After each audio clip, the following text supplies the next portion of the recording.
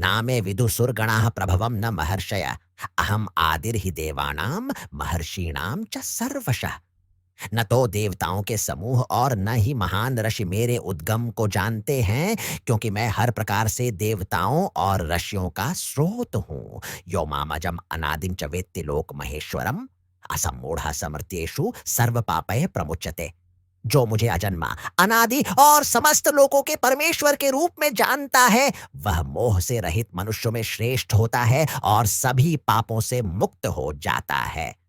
अहम सर्वस्य प्रभवो, मैं ही समस्त आध्यात्मिक और भौतिक संसारों का स्रोत हूँ। सब कुछ मुझसे ही उत्पन्न होता है। जो बुद्धिमान इसे पूर्ण रूप से जानते हैं, वे प्रेम पूर्वक मेरी भक्ति में संलग्न रहते हैं और अपने हृदय से मेरी आराधना करते हैं। यस्मात् क्षरम अतीतोहम अक्षरादपि चोत्तमः अतोस्मि लोके वेदे च प्रथितः पुरुषोत्तमः।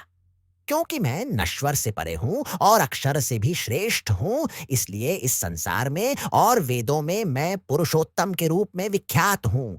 श्री कृष्ण अपनी विभिन्न शक्तियों के माध्यम से बिजली और सूर्य की सहायता से उष्णता और प्रकाश फैलाते हैं। गर्मी के मौसम में वे वर्षा को रोकते हैं और वर्षा ऋतु में प्रचंड वर्षा कराते हैं।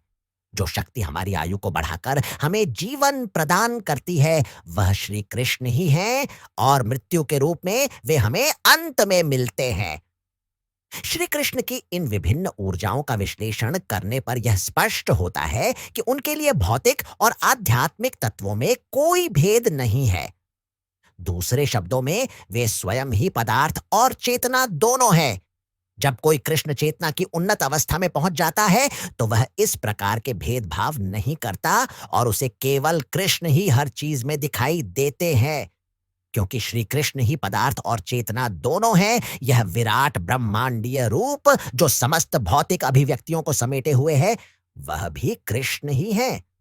साथ ही वृंदावन में उनकी दो भुजाओं वाली श्याम सुंदर मूर्ति जो बांसुरी बजाते हुए प्रकट होती है, वही परम पुरुषोत्तम भगवान का वास्तविक स्वरूप है।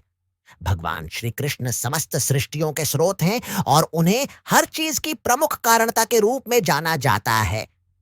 वे कहते हैं, सब कुछ मुझसे उत्पन्न होता है, मैं ही सबका मूल स्रोत हूं, सब कुछ मेरे अधीन है, मुझसे ऊपर कोई नहीं है।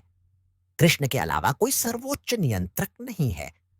जो व्यक्ति वैदिक साहित्य और एक सच्चे आध्यात्मिक गुरु के माध्यम से कृष्ण को इस प्रकार समझता है और अपनी समस्त ऊर्जा कृष्ण चेतना में लगाता है, वही वास्तव में ज्ञानी कहलाता है।